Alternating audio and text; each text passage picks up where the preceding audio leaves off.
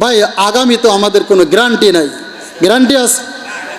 বর্তমানে আমরা জীবিত আছি, নিশ্চয়তা কিছু হইলেও আছে। এখন আমার কাছে টাকা পয়সা আছে, দান করার কিছু একটা নিশ্চয়তা হইলেও আছে, কিন্তু আগামীতে সম্পদ আমার বেশি হবে, দান আমি বেশি করতে পারবো, এটা কোনো নিশ্চয়তা আছে? কোনো গ্যারান্টি আছে? আজ ইবাদত করব না, আগামীতে ইবাদত করব। আজ কোরআন তেলাওয়াত করব না, আগামীতে কোরআন তেলাওয়াত করব। আজ দাড়ি রাখবো না, আগামীতে দাড়ি রাখবো। আজ ভালো হব না, সুদ ছাড়ব না, ঘুষ ছাড়ব না, মদ ছাড়ব না, জুয়া ছাড়ব না, আগামীতে সব ছেড়ে দেব, আগামীতে আমি বাঁচবো। এটা কোনো নিশ্চয়তা আছে? কোনো নিশ্চয়তা নাই। যেই বিষয়ের মধ্যে কোনো নিশ্চয়তা নাই, গ্যারান্টি নাই, সেই জিনিসকে আল্লাহ নবী ছেড়ে দিতে বলছেন। আল্লাহর হাবিব হাদিসে ফরমান, দা হে আমার উম্মতরা তোমরা ছেড়ে দাও, দা মা ইউরিবুকা ইলা মা ইউরিবুক। হে আমার উম্মতরা, যেই জিনিসের মধ্যে সন্দেহ আছে, সন্দেহযুক্ত জিনিসগুলো ছেড়ে দাও। আর যেই জিনিসের মধ্যে সন্দেহ নাই সেগুলো তুমি ধরো। তাহলে আগামী আমার সন্দেহ, আগামীতে আমার সন্দেহ আছে, বাঁচবো কি না বাঁচবো এটার মধ্যে সন্দেহ আছে। এখন জীবিত আছি, এখনই আমার আমল চালায় যাইতে হবে। এখন আমার কাছে টাকা আছে, আল্লাহ রাস্তায় ব্যয় করতে হবে। আগামীতে টাকা নাও থাকতে পারে, আমি তখন কি করব? এখানে আল্লাহ রসুল বলেন, হে আমার উম্মতেরা, ইগতানিম খমসান কবলা খমসিন। হে আমার উম্মতেরা, তোমরা 5টা জিনিসকে গনিমত মনে করো 5টা জিনিস আসার আগে।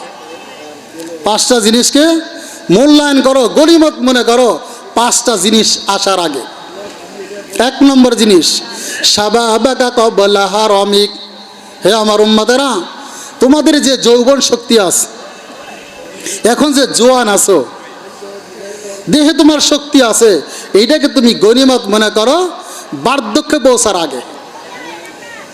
শরীরে তোমার শক্তি আছে, এই শক্তি থাকা অবস্থায় তুমি দিনের কাজ চালায় যাও, ইবাদত বন্দিকে যা আছে সব তুমি করো। এমন এক সময় আসবে তোমার যে তোমার এই শক্তি থাকবে না, বার্ধক্যে চলে যাইবা, ইবাদত করতে মনে চাইলেও ইবাদত করতে পারবা না, পবিত্র অবস্থায় থাকতে চাইলেও পবিত্রতা তুমি অর্জন করতে পারবে না, তখন তোমার কোনো জিনিসের মন থাকবে না। কাজে এখন তোমার শক্তি আছে, এই যৌবনকালকে তুমি গনিমত মনে করে ইবাদতে কাটায় দাও বার্ধক্য পৌঁছার আগে। আজকে আমরা আমাদের সমাজ যারা মুরব্বী কেরামের লোক আছে, মুরব্বী বয়সে যে লোকগুলো আছে, বিগত 10 বছর আগে 20 বছর আগে আমি শক্তি এত ছিল যে সমাজের কেউ আমার সাথে শক্তিতে হারাইতে পারে নাই। আমার সাথে কুস্তিগি লাগলেও, আমার সাথে যুদ্ধ লাগলেও আমার সাথে কেউ পারে নাই। সেই শক্তি কিন্তু আজ 20 বছর পরে এমন পর্যায়ে গেছে যে হে মুরব্বী, হে বয়স্ক লোকেরা বা হে যুবকেরা, তাকায় দেখো, তোমার দাদা, তোমার নানা, তোমার পিতা, তোমার বড় ভাই একদিন খুবই শক্তিশালী ছিল, এলাকার কেউ শক্তি তার সাথে পারে নাই।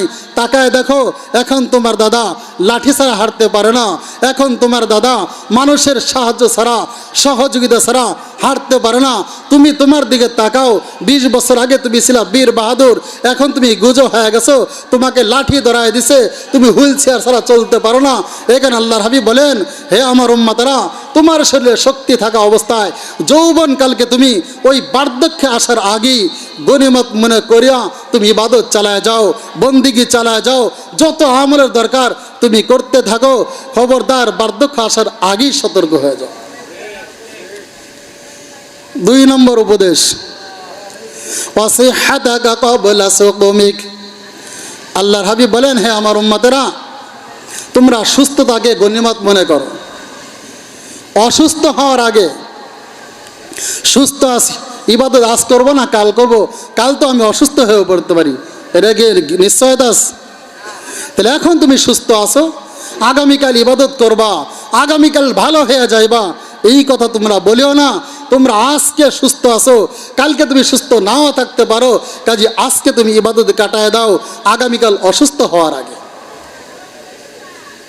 আমাদের সমাজে অনেক মা ও বোন সহ নারী পুরুষ সবাই আছে যে যৌবনকালে সুস্থ যখন ছিলাম ইবাদত করি নাই, এখন এমন একটা পরিস্থিতি হয়ে গেছে যে নিজের কথা, নিজের অস্তিত্ব মনে থাকে না, নিজের নাম পর্যন্ত স্মরণ থাকে না।